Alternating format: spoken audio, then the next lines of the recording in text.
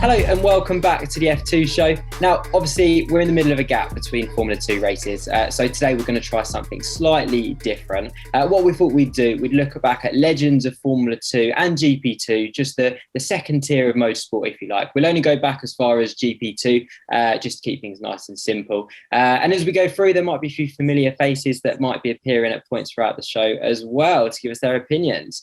But before we discuss all of that, obviously, speaking of familiar faces, we have two faces that hopefully you're slightly familiar with now. Joining me today, I have our very own Inside F2 editor, Hannah Pruffock, and I also have GP Grandstand's Jim Kimberley. Let's go back to where it all kind of began, really, for GP2. Back in 2005, our first season, obviously 23 races at 12 different circuits, and there's a young guy called Nico Rosberg who became the first ever champion driving for ART, obviously still in the sport now. Hannah, how important was that season for Nico Rosberg, obviously going on to be a Formula One world champion? I think for Nico, it kind of set maybe the tone of his whole career, to be honest. I think previously he'd had a bit of success. He'd obviously won Formula BMW in Germany, and then he went on to Formula 3 Euro Series, which is like the predecessor. I was maybe about, 6 when he won that, which makes him sound very old, like dropping him in there. But he'd had a little bit of success there, finished fourth in 2004, and then obviously went on to GP2. And to be honest, for his year, pretty much dominated it. I think he ended up getting, it was over 52% of the points available in his season. The only other people to beat that were Lewis Hamilton the following year and Stoffel Van Dorn when he won. And so I think it kind of set, the tone for his season. And going forward, is it gave him the opportunity. He was working with Williams as a test driver, then obviously gave him that Williams seat and eventually led on to Mercedes and his title season. So I think for him, is he would look back probably on that GP2 season with fond memories and the knowledge that it probably gave him the confidence and I think the clout by that point, because even though GP2 wasn't what I would say Formula 2 is now, it was still one of the premier avenues to bring up young talent. And so it gave him the opportunity for Williams. And ultimately, I think for him, it was an amazing season and he can't help look back on it fondly and look at, say, for example, a 15-point margin to Heikki Kovalainen isn't something to be sniffed at, especially given how tight these junior categories are. Yeah, I'm still not over the fact he retired at the end of 2016, but we'll move on. We'll move on. And moving on to 2006, there was a new kid on the block. I think his name was Lewis Hamilton. 5 victories on the way to the title that season. Whatever happened to him, Jim? Who knows what happened to him? Never heard of him. No, he's of course either the GOAT, as people like to say today, or one of the GOATs, and. Yeah, absolutely phenomenal season. The difference, I think a lot of people have got a big Hamilton versus Verstappen rivalry and how they made their way up. And Verstappen, of course, took quite an unusual approach. But what is so key, I think, with Verstappen at the moment, he's not won a single-seater championship. Meanwhile, Hamilton made his way through, dominating everything he had. He had the backing of McLaren, which, of course, we saw how that turned out. And for the first season to go into Formula One and be a point off of grabbing the title, it was just absolutely insane. I can't imagine anyone ever doing that. That might be the closest we'll ever get to a rookie champion from now on with how the sport's changed with the academies. But that season, I think it kind of showed what Lewis is going to be, especially that element of Silverstone when he won both races in GP2.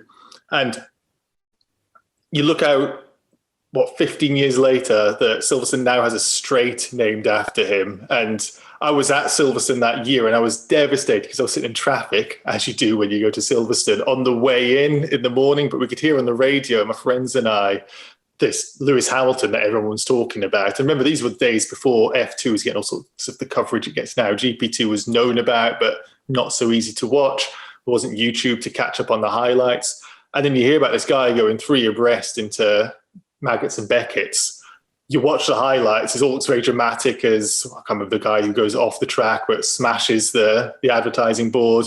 And then Lewis Hamilton comes through to win one of 2 races that weekend, sends the British fans into rapture. And then now, how many years on, how many victories at Silverstone he's had under his belt, yeah, it's just that season was a demonstration of what that guy was going to be. And of course, can't forget that he beat Glock, and Glock seemed to be pretty instrumental in that first championship of famous now is that Glock. So yeah, absolutely fundamental for Lewis to be where he is today by stepping up the ladder. And I think GP2, you say Nico Rosberg coming in 2005, this series and establishing this ladder, be called GP2 or F2, whatever you want to call it, it started becoming very important to have this, what's the word, homologated way into Formula One now, that I think is the building blocks for these years. And I don't think they or Lewis or anybody could have dreamed of it becoming what it is today with the F1, F2 and F3 route. And long may it continue. Yeah, absolutely. It shows a lot more a clearer structure that we've got now, doesn't it? But everyone kind of remembers the Turkey race for Lewis Hamilton in GP2, where obviously he spun on the first lap and worked his way through the field. But it was, for me anyway, that Silverstone weekend that was the real breakthrough weekend. I know he got the double win in Germany as well, but that was the real breakthrough season. The breakthrough weekend where you were like, wow, this guy is pretty special, and he's going to be in Formula One, and he's going to do very well in Formula One, wasn't it? I don't think anyone knew he was going to do quite as well as he did, though, right? But you get these generational talents, and I do think when you hear about that fight through, remember Charles Leclerc with that fight through at Bahrain, that these sort of drives, when you hear about them as an F1 only fan, that you don't really care, don't really pay attention to the lower formula, and you hear about them, that you know anybody who can do that is a bit special, that they're not just another driver that can come through and be forgotten about and dropped. And I don't know if we're going to go down this route, but God bless him, but Stoffel Van Dorn goes off to Formula E instead of making it in Formula One. But there wasn't necessarily the same sort of levels of drives. And sorry, Han, I know you're on the Formula E route, but this was we mentioned the Istanbul drive, we mentioned the Silverstone stuff. These are sort of the weekends that make a driver become a known quantity to F1 fans. And I think when you do hear of any of those sorts of races, then you've got to pay attention, because you know that person's going to make it into Formula One and they're going to make some big splashes when they get there. Yeah, 100%. Hannah, does it tell you everything you need to know, that the fact that both, obviously, Nico Rosberg and Lewis Hamilton only spent one season in the second tier? Does that tell you everything you need to know about both drivers? Absolutely. I think anyone who watched kind of GP2 in its early days, you could tell those two were phenomenal talents. I would say Lewis, probably the more spectacular of the two. Sorry, Nico. But it highlights, I think, for me, those kind of drivers that are, as Jim said, a once in a generation. I think you'll have talented drivers come and go throughout the entirety of the single-seater calendar. Even say, for example, look at last year's F2 grid and look at this year's. You have those talents that ultimately do stand out, not just because they're good drivers on a good day, but they're remarkable even on a bad day. Is, for me, Hamilton had, even when he spins off, even when something doesn't go right, he's somehow miraculously able to make it work. And I think that, for me, shows something that's maybe he's not just a driver that drives his car, but that car is an extension of who he is as a person. It's an extension of his body as much as his hand is, for example. They're just so in tune with that car and they were able to maximize it. I think Rosberg maybe didn't always get to show his talents as well. Sometimes Williams was a bit off the pace, and obviously I keep wanting to refer to him as Brittany after Mark Webber's elusive comment. But I think sometimes he was maybe a little bit overshadowed. But you have to admit, during that 2016 season at Mercedes, is as much as the teammate rivalry played a factor in the psychological aspect, in the end, Rosberg won because he was the better driver that year. And for me, it does show the pinnacle of why Formula 2 and GP2 previously were so great and continue to be great, is because it's not just the fastest driver on that one day that wins, but it's the better driver who is the most consistent. And for me, Hamilton and Rosberg are kind of two of the they were diamonds in the rough when they were in GP2, but they were certainly diamonds in motorsport and a Formula One when they got up to the World Championships. 100%. And that's the beauty of the junior categories and why we love Formula 2 so much, right? Moving on to 2007, Jim, you've already mentioned Timo Glock won the title, promoted to Formula 1 in 2008 with Toyota, and obviously played a little bit of a part in a certain Lewis Hamilton winning the championship in 2008. We also had former Formula 1 driver with Jordan, Giorgio Pantano. He took the title in 2008, the GP2 title, obviously. That was a bit of a weird one, wasn't it? Because he was a Formula 1 driver in 2004, obviously, with Jordan. But then he didn't complete, he didn't complete all of the races for that season. And then he then went back to GP2 and won the title, didn't he? So it was a bit of a weird one, Hannah. Yeah, to be honest, I think it maybe sums up how sometimes topsy-turvy the kind of nature of the Formula 1 paddock is. I think for him, going back, I would say for us now, looking at, say, where Formula 2 is, it would seem a very strange thing to do. But at that time, it maybe was a little bit harder, I would say, to highlight yourself in the junior categories. GP2 presents this opportunity. If you've gone and not had a very successful initial kind of shot of Formula 1, you can go back to GP2, show why you deserve a better seat and push your way up the grid. Then I would say it's worth it. But for A drivers who think of doing that now, I don't think that would work. It was very much kind of taking advantage of the circumstances at hand. And although it wouldn't work now, I'd say it obviously worked in his favour in the end. But I think they're just so competitive, these categories, and going up, you ultimately, most of the time, only have one shot. And he was very lucky to be able to go back to GP2 and go back again. But not every other driver gets the same opportunities. Yeah, it didn't quite work out for him long term, unfortunately. Another familiar face took the title in 2009, Nico Hulkenberg, an incredible driver in the junior categories. I actually remember going to A1GP. Do you remember that? And Nico Hulkenberg was like unbelievable. It was at Brands Hatch. It must have been 2006, 2007 maybe. And yeah, this guy, Nico Hulkenberg, was like unbelievable. And I thought, wow, this guy's going to be in Formula 1.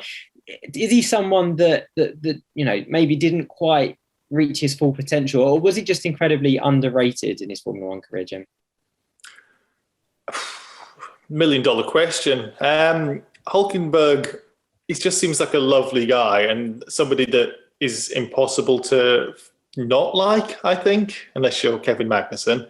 And I don't know what went wrong, and it might just be the simple answer that he wasn't good enough for World Championship material, winning material, podium material, most devastatingly the last one.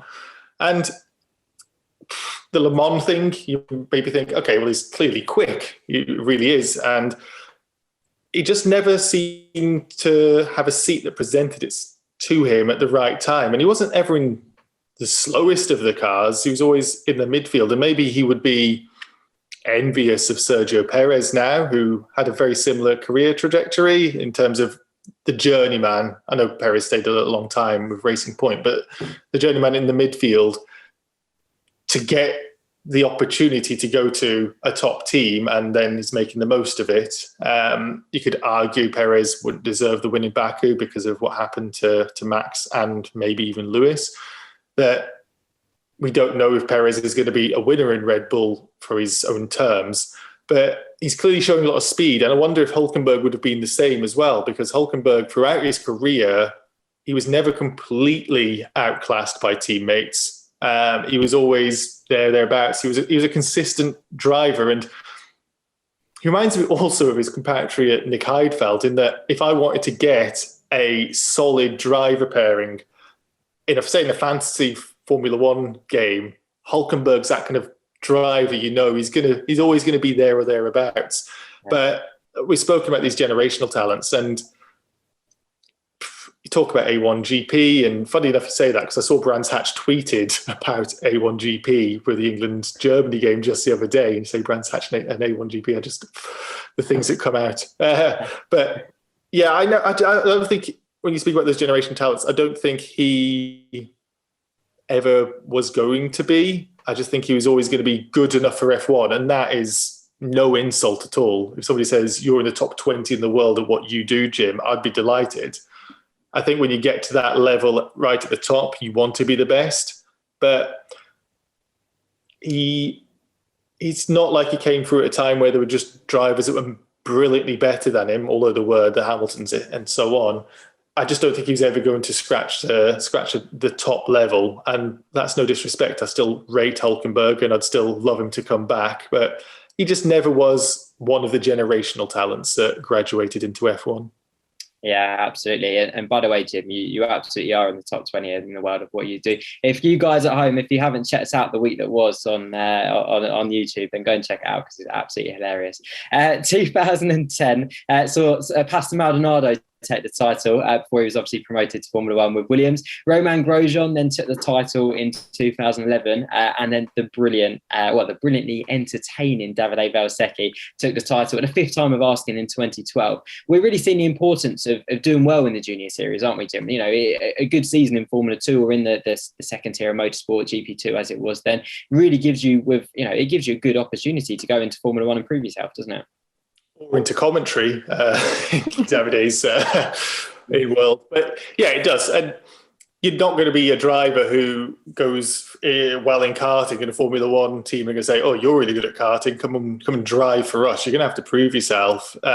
We see today with the academies that I mentioned a bit earlier that the drivers are expected to go into these categories. They're expected to go and at least compete, but generally win. Helmut Marko is going to be judging you based on how you do against the competition. And there's no better proving ground. There's so much that you can learn, you think, from racecraft perspective, especially today with how much more coverage that the junior series are getting, like this podcast, that how do they handle the media? How do they field questions? What sort of marketability are you going to have? You can't really find those things out when the racing in a much lower category. And I don't want to dismiss like something like British F4 or anything. It just doesn't have the same microscope on it. It's GP2, GP3 and Formula 3, Formula 2. They are the little brothers of Formula 1. I think they're really showing that today, that they are the mini version of F1 in almost everything they do. They share the weekends, of course, as well. You could say, for argument's sake, that stewarding decisions, questionable stewarding decisions that we spoke about a little bit at Monaco, I think it was, that these things start coming to place as well. And these things happen in Formula 1. How do you handle, how do you bounce back? You can't do that with the same gravitas as F1, but you can do it in F2, which is pretty much as close as you're going to get. So if you can prove yourself there in all ways, race wins, championships ideally, then you are going to be catching the eye of the Formula One bosses. And back in the day, it might not have been an academy necessary. I think that's almost a prerequisite to get into F1 today, sadly. And I think that might be to the detriment of some drivers. But we're not talking about that right now. But I do think that you need to be showing how good you are in the junior formula. Otherwise, you're never going to make it. Yeah, 100%. That is true. And Fabio Lima obviously won the championship in 2013. And then former Formula One driver Jolyon Palmer took the title in 2014 with Dams obviously still on the grid now. Hannah, was Jolyon Palmer, was he given enough time in Formula One to kind of prove himself? I hate these kinds of questions because it feels so difficult to answer, because I think he maybe should have had more time, but also it's Formula One. You get one shot at it, and most drivers, look at, say, for example, the Red Bull Junior program, with how they've swapped and changed their drivers, giving them half a season in the main seat and things like that. You get one opportunity, and for him, he just didn't capitalise on it. For me, there wasn't the same talent that I saw in GP2. I think whether he had difficulties in adjusting and things like that, and ultimately was, I think, outclassed by his teammates. I think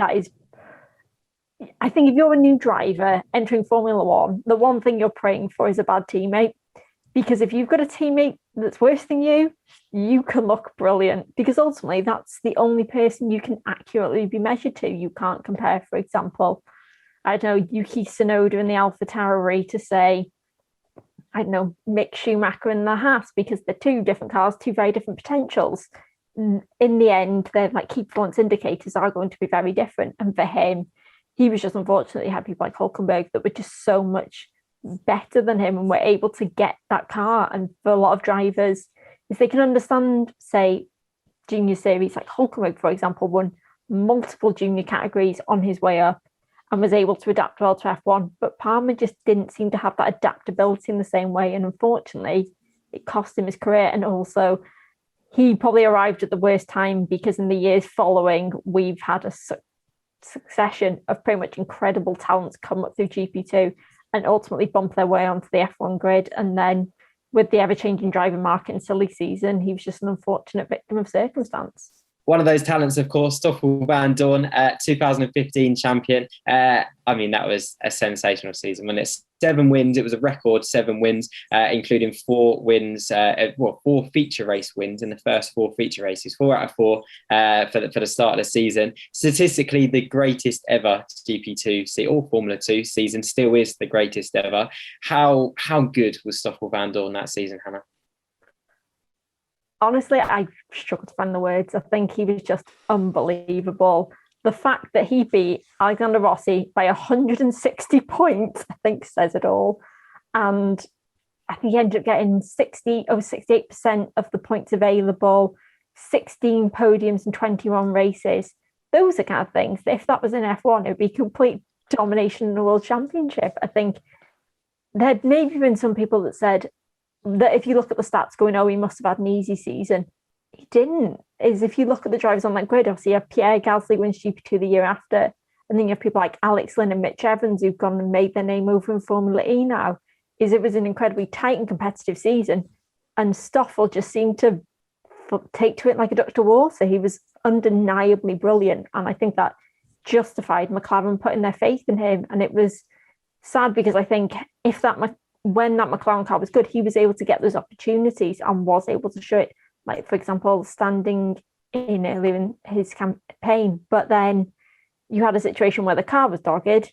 He then suffered ultimately, and it cost him a Formula 1 seat. But now he's able to show that talent once again in Formula E.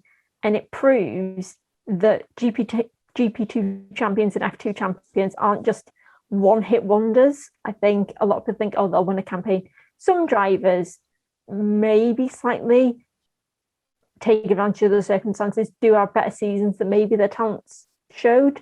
But for Stoffel Vandoorne, he was undeniably quick, undeniably consistent, and deserved that title, and ultimately deserved the Formula 1 seat. And I think it would have been sad had he not been promoted to Formula 1 off the basis of that, because at the time there was a lot of uncertainty where the F2 champion went, because you obviously had 2015, Max Verstappen came up straight from European F3, and it proved, I think Stoffel was the start of Formula 2 becoming that main pathway into getting to Formula 1, because it saw maybe the rise of Formula 2 into F2 before going kind of away from the Formula 3 route. Only one driver hasn't made it into Formula 1 after winning the championship since Stoffel Vandoorne won it in 2015. So I think you're right there. Why didn't it work for Stoffel Vandoorne, Jim? Some drivers just are so, confidence orientated, if you like. And when their confidence is up, they're brilliant. And when their confidence is down, it really impacts them, doesn't it? Yeah, you want to say, did it work or did it not? Or did they go to the reserve formula of Formula E? Hannah's going to hate me, with the rest of the drivers that never made it, like Mr. De Vries. I'm genuinely just kidding. The face there is exactly what I was aiming for. No, I watched a documentary, and I forget the name of it now, and Amazon did it with McLaren that year. And I think this was at the point where they're thinking, we're on the up, we're going to make it again. Let's have a documentary series to focus on our rise, like the phoenix through the flames. And it wasn't. It was just like, look how bad we are, and continuing to be bad. And I always wonder, the car was rotten. The McLaren, until recent years, until Fernando Alonso buggered off, and coincidence? No. The McLaren just seemed to be going nowhere. And I wonder, with Stoffel, he came in as you would, I suppose, of a junior driver, the rookie going up. And he just seemed, in that documentary, a bit behind the scenes, and when you saw him on track, to be not blinded by the lights, not deer in headlights necessarily, but very much the corporate man, very much, yes, sir, I'll do that, yes, sir, that sort of thing. And you hear this from a lot of F1 drivers, that they're not confident. Lando said the same, that in his second season, he came with a bit more, no, this is how I want the car. And even I seen a story recently with Vettel and the seat with Mick Schumacher's seat and saying there's lumps, and Mick was showing, look, these are where the lumps are. And then Gunter Stein heard of it from Mick's mom. Like, you're a Formula One driver. We said the top 20 in the world. If something's wrong, you tell the team boss, this is wrong. It needs to be like this. And it's that sort of thing that I wonder if was almost to the detriment of Stoffel, because he clearly had the speed. Hannah's gone through that plenty, and he still has the same speed. But that year, just not being able to go in, as so few drivers would, unless you're Max Verstappen maybe, to say, this is wrong, don't like this, want this to change, that sort of stuff. It was trusting incorrectly, but who else could you really trust? The people around you then to say, this is how we do things, this must be like that. And what McLaren really had there was the situation with Fernando Alonso saying, this is how things are, and bowing to him. And Stoffel maybe have been unfortunate in the timing of getting promoted right then, and then being under the McLaren spell, as it was, which could have ruined has ruined his F1 career. I don't think he's going to come back. That's pretty certain by now. I don't think he necessarily needs to. He's certainly quick, but yeah, it's a shame. And like De Vries, ironically, the teammate he's got in Formula E, it's a real shame we never got to see the best of either of them. We never even got to see Nick, but it's a real shame that we never got to see them racing in Formula One, but to their best of their abilities in a fast car. Who knows how good they could have been. It's the nature of the beast, unfortunately. Your timing can really screw you over, and De Vries is the epitome of it, and Stoffel could have been as well. Yeah, maybe a Stoffel Van Dorn alongside Carlos Sainz, for example, in 2019 would have been a different story, but we will never know. By the way, what a lineup Mercedes have got in Formula E, two former champions, and it's a great lineup, isn't it? 2016, obviously the mighty Prema entered the sport and of course take the championship by storm. A season-long battle between Antonio Giovinazzi and Pierre Gasly, with the latter coming out on top and being our last ever GP2 champion. Obviously both in Formula One now, Jim. Who would you say had the better of the two since they've been in Formula One? Pierre Gasly. Next question. No, I don't want to be too mean on poor Giovinazzi. It's not like they've had equal motors. The battle of the Alphas as it is now. AlphaTauri are almost fulfilling, or getting close to fulfilling that promise that Red Bull said that they're not going to be the junior team, they're going to be the sister team, especially in recent years. And Gasly's shown, especially in last year and this year, just how good he is. Winning the race, of course, at Monza, huge deal. But it's not been a flash in the pan. Like, ever since that demotion from Red Bull, we've seen how good Pierre Gasly is, and he's he might have been the driver of the season last year, and he's looking like he could be the driver of the season this year as well. He's consistently pulling the AlphaTauri to places where we don't know if it should or shouldn't be, because there's no real way to gauge where it should be. Kvyat wasn't really putting up much of a fight last season. Was it Imola maybe where he had the better of Gasly of the one time? And this year, Tsunoda is the rookie. I expect Gasly to do better, and Gasly's carrying the team. Tsunoda's got rookie errors, and I rate Tsunoda greatly. I don't think you go through one season of F2, get promoted, and then score points in your first race if you're a bad driver. Yeah, without a doubt, it's Pierre Gasly. I don't think Giovinazzi this far into his F1 career, even with the Alfa Romeo, I think he should be showing more than he is. I know it's difficult to gauge again with them not being able to score points. You can't just look at he's got 1 point, Kimi's got 1 point, and that's kind of how it's been when they've been so far at the back. But he's shown progress, but Kimi's a bit of a spent force, so it's difficult to see where he ranks. It's not the best. I see the grimaces. I love Kimi, but his best years are behind him, guys. We have to accept that. There's no more championships. Right? I must be the only person that really rates Antonio Giovinazzi, because everyone says the same thing. You know, Kimi's done, he's not up for. I mean, this is a guy that came into Formula 2, or GP2 as it was, his first season up against Pierre Gasly, who has experience in the championship, and he took it to the last round of the season. And actually, I think he's done quite well in the last season or two up against a world champion, Kimi Räikkönen. And I know he's past his day, absolutely. I don't think Antonio Giovinazzi gets the credit he deserves, Hannah. Is he going to go? Is he going to go into the Ferrari though? Is that an actual likely situation? This is going to you actually, Fraser. I'll switch the host for one moment. Would you, as Matteo Binotto, want to put Giovinazzi in a Ferrari when you've got the options that you've got?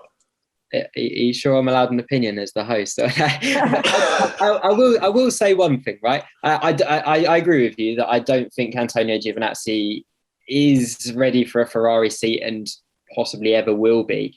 But I rate Antonio Giovinazzi as much, if not more, than Mick Schumacher. And that's going to upset a few people. But I do. And I just don't think that he's had, I don't know, as much credit as he deserves. And that's the last opinion I'm ever having on this show, because I know that I'm going to get a few people not agreeing with that. But yeah. Hannah? I'm speechless at that. I don't know what to say. I think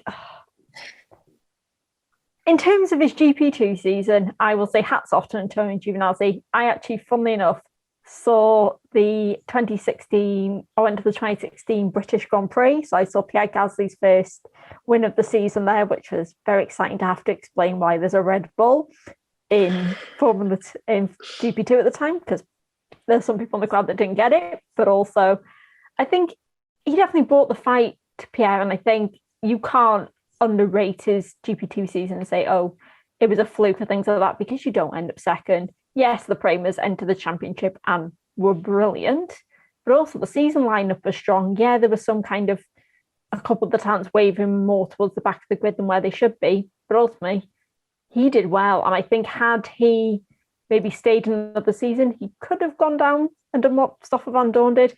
Finish second in your first season and then win it the following year. But for me, of the two of them, Antonio just feels a bit underwhelming in Formula One. I don't know what it is. I don't want to say, it's star quality and things like that, because I think that's obviously very subjective. But he just feels a bit blah. Like, he puts in solid performances, but he's like the driver you have on a Monday, not the driver you want on a Sunday. For me, I think he just doesn't put in the quality performances where he needs it, and it's taken him so long to get to a point where he's competitive with Kimi.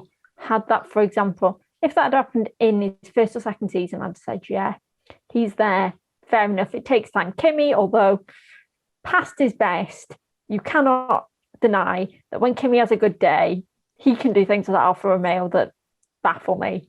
And I think Antonio just doesn't seem to be able to get that edge on him more often than not. Whereas Pierre, I think, after obviously the Red Bull demotion, it's like Pierre Gasly 2.0. It's like both a new driver and the same driver in that sense. His personality, I think he's just got so much confidence in himself, and he's clearly the leader at AlphaTauri. Antonio Giovinazzi is not the leader at Alfa Romeo. Kimi leaves, and whether they take Mick from Haas, whether they get Callum Ilott in, is Antonio really going to be that leader of the team? Where it's clear in AlphaTauri, Pierre Gasly is the leader and is able to make his mark on the team. And that, for me, sets apart a good driver from a great driver. If they do take Mick from Haas and Antonio Giovinazzi beats Mick Schumacher over the course of next season when they're both in Alpha, we'll be coming back to this video, and I'll be reminding you two and everyone else in the comments who no, I'm joking. You're preempting the comments already. That says a lot. You know what though? This is why we love motorsport, because everyone has a different opinion, and it keeps us all on our toes, doesn't it? Do you know what though? One thing, Fraser, just the final point with the Giovinazzi issue, because I was just looking through Wikipedia, because I know he hadn't won any significant championship. There's some Chinese championship that he'd won. The GP2, close, but I think the reason why subconsciously I'm not rating him as highly, and maybe this is the same thing with you, Hannah, that there's the age. I just looked and I was surprised because I knew he was older, but he's 27. And when you talk about would you put him in the Ferrari, both of the Ferrari drivers are younger than him, and the way it's going right now, teenagers coming through. We saw Lando, we've seen Max famously coming through as youngsters. 27's on the older age, and he's barely started his career. And if he was in the Red Bull program, he wouldn't have lasted. He'd been chopped donkeys ago. And I think there's no route. I don't know what you'd want to do with him. Say if Alpha say, okay, we're going to Callum Ilott and Kimi maybe next year. Who wants to pick up Giovinazzi? Unless you're going to replace Mazepin with somebody who might keep the car out of the wall, I don't know where he fits. And it's not to be nasty about Antonio. I listened to the Be on the Grid with him. He seems like a really nice guy, and I was really surprised because you don't get a lot of him in the British media. And I think maybe that's the level of English that he speaks, as bad as that sounds. I think they just avoid a little bit of that. But he was great. He sounded like a really nice guy. He spends 2 hours doing his hair, by the way. How about that? And I warmed to him based off that, but I can't warm to him based off his results. And that's the unfortunate element of it, that you need to be quick and you need to be likable. And he's got likability down to a T after getting more of him. But I just don't know where he goes if Alfa Romeo decided not for us anymore. The age thing is definitely a good point, and he is older than Carlos Sainz, who was already in the Ferrari, and obviously Charles Leclerc, because we forget how young Charles Leclerc is, don't we? So yeah, it's a very, very good point. Speaking of Ferrari, 2017, a certain young Monegasque called Charles Leclerc does enter the world of Formula 2, and he becomes a champion at the first time of asking. Obviously, an unbelievable one season, and it was brilliant, wasn't it, Jim? Yeah, it's we spoke about these generational talents, the ones you hear, and that drive I spoke about earlier. That was one of the things I was speaking to my barber. Would you believe at the time? We're just like, oh, that's Charles Leclerc. Yeah, about that Charles Leclerc. Snip, snip, snip, snip. I need that haircut, don't I? But yeah, it was one of those single season come through. Boom! I'm here, and I am coming with a hero's journey almost, with the terrible stuff this kid's gone through and the way that he fights back. And it's his journey, his entire journey to get in the F1 seat and then to get the Ferrari seat. And then with the death of Bianchi, the death of his dad, how he reacts to both of these things. You wouldn't believe it if you watched a movie. You'd be like, this just doesn't make sense. And I've warmed quite a lot to Verstappen recently, but I did kind of have this idea in my head that I couldn't wait for the Leclerc-Verstappen championship fight, because it was like good versus evil. This is the guy who's like bullied his way into Red Bull, bullied his way into that seat. Get out of the way, Kvyat, I'm coming through. And then you've got Leclerc the angel, and you heard some of his radios, and he's not exactly like an angelic figure, but he's got the hero's journey coming through. And what Verstappen lacked, as we've alluded to, was the season in the second series. And Leclerc didn't, and completely showed everybody up. Maybe not to the extent of Stoffel, Hannah, that one's for you. But he was impressive. Prema showing, if you want to be in a good team, come and work for us. And then that link to go into Sauber, I think it was still called Sauber, wasn't it, when he went up? There seemed to be an inevitability about his entire route, to have the speed that he had, to then know, okay, well, there's this drive down, carrot on a stick. Come, if you do well this year, which he did, you can come drive in Formula One, you can come drive the Sauber. And then he's scoring points in the Sauber, embarrassing Ericsson, and then Ferrari make this audacious step to recruit youth, not to recruit a world champion. And it was great. It's changed my opinion of Ferrari as well. This team that they're forward thinking let's build a squad around this talent, this generational talent. I feel like we're using the word a lot, but we are speaking about generational talents in this program and this podcast. But Leclerc was one of those, and his F2 season demonstrated that. I don't know when Ferrari are going to have the pace again, but Leclerc and Ferrari, you never can discount Ferrari ever, even though it's been 15 years or 14 years since the championship, but you can't discount Ferrari at all. And with them building the team around Leclerc, he's the world champion. I will firmly stand by Charles Leclerc will be a world champion at one point.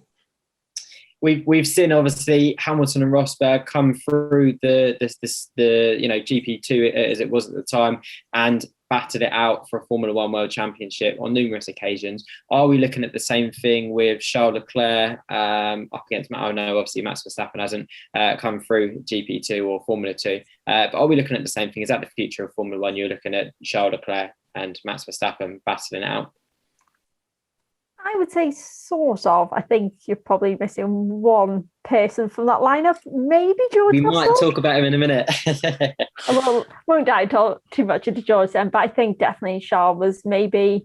Max, I think, was the signal of the new generation of Formula One drivers and maybe was the nail in the coffin for people like Antonio Giovinazzi, for example, given his youth compared to a lot of them coming up.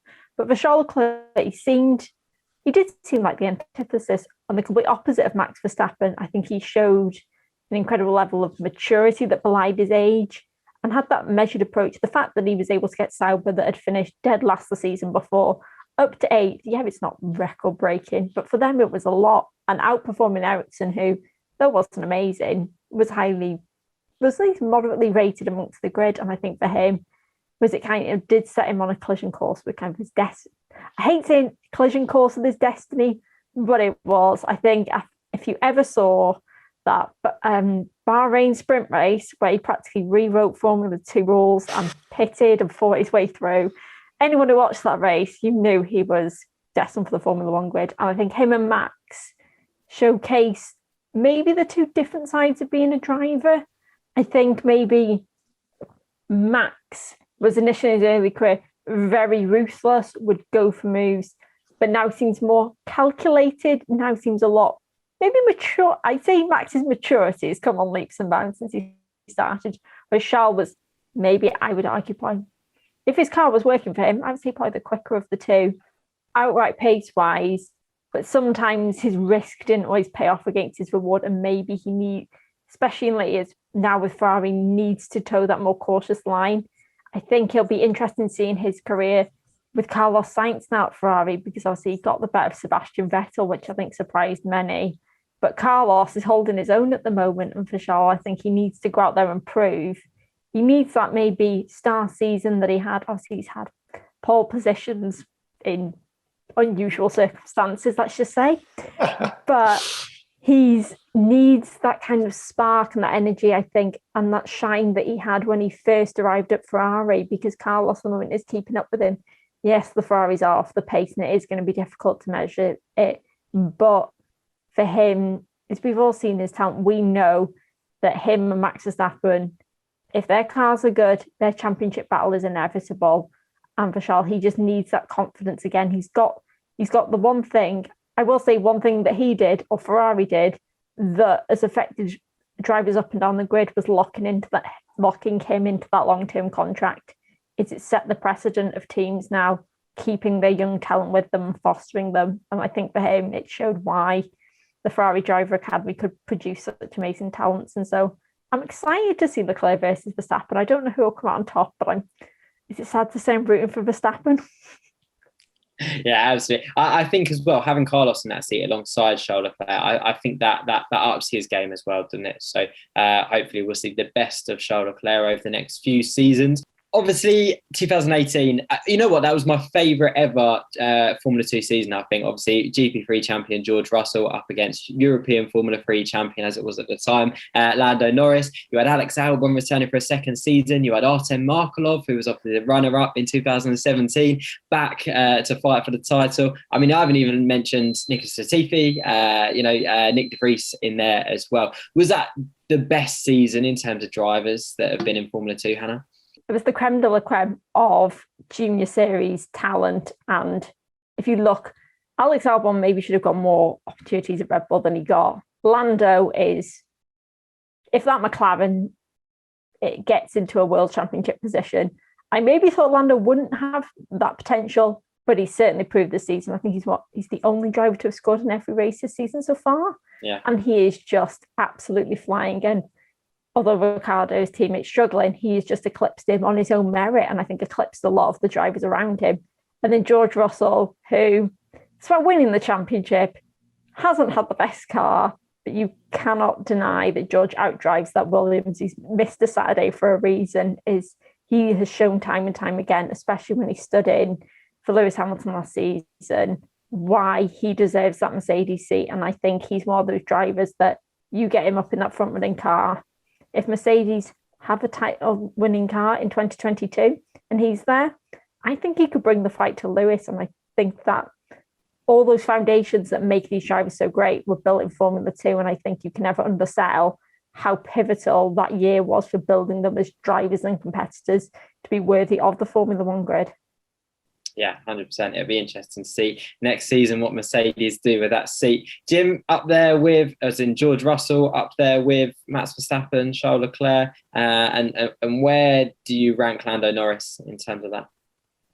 I rank Lando Norris a lot higher this year than I did before. And not to say I didn't rank him particularly high before, but he's certainly come into his own, hasn't he? I don't know if the influence of Carlos leaving has actually made him make the step up that perhaps he thought before he could sit comfortably behind the more experienced driver. Daniel is, of course, more experienced, but he's not experienced within the McLaren world. And yeah, it's been phenomenal. I think it's in a dream world next year, the regulations come and flatten everything. And you'd have this situation where Hamilton and Russell are in the Mercedes battling against Verstappen in the Red Bull, battling against Leclerc in the Ferrari, battling against Norris in the McLaren, Vettel in the Aston, Alonso in the Alpine. It would just be immense. It would be this absolute headline event. But realistically, I don't think McLaren are going to make the step up that big. And I do think Mercedes and Red Bull, maybe Ferrari, even with regulation change, I just don't know if it's going to shake up the order too much, because the big teams are the big teams for a reason. And if even with the cost cap and the budget stuff coming in, if they weren't thinking ahead before that came through and throwing money towards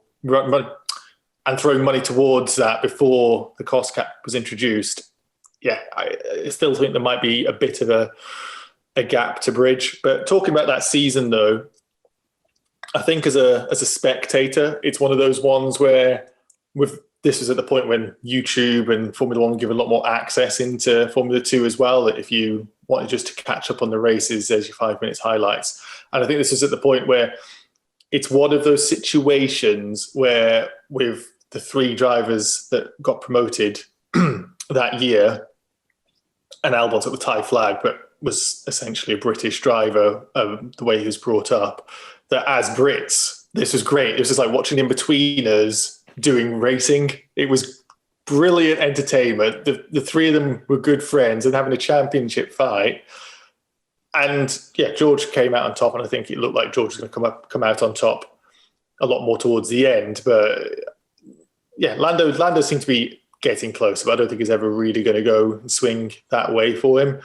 But yeah, I think that's why it was great to watch, because you felt involved, didn't you? You felt like you were almost one of the gang, that you were in amongst it, having their in jokes.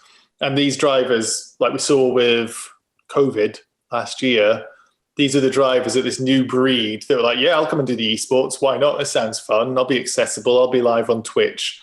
And they almost single-handedly last year rescued Formula 1 in a time when it needed rescuing in terms of keeping people engaged. I didn't have Bernie Eccleston to start ridiculous rumours about we're going to put gold medals on the cars or something to weigh them down. Something ridiculous just to get a headline.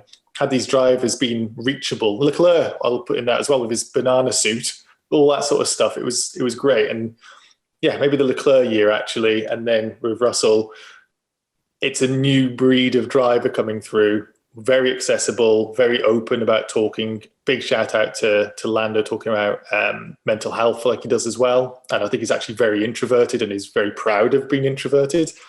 And I think he's given a voice to a lot of people that otherwise wouldn't have that voice.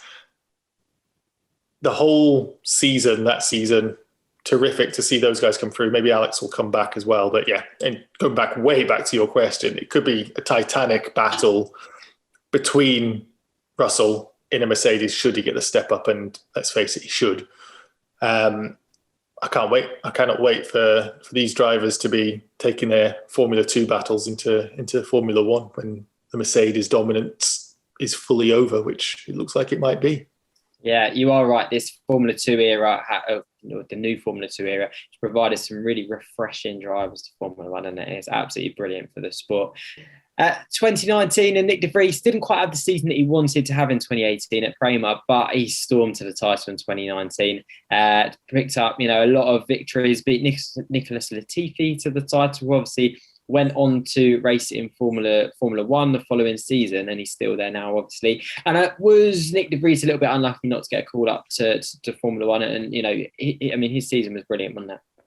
It was. I think there's maybe been some criticism of that season not being maybe as exciting as the season before it with George, Lando and Alex, but I think you cannot take away Nick de Vries was superb. You can only ultimately be measured by your own season. He ended up taking 12 to 22 podiums. For him, it's also got to feel pretty positive. I think you can only look back at that season with fondness and bring them to the title, but it proves my one slight bugbear with the junior categories is sometimes it's not always the best driver that gets on the grid. And I think that it's not like, say, for example, in football, you win the championship, you're going up to the Premier League, you win Formula 2. It doesn't always mean you're going to Formula 1.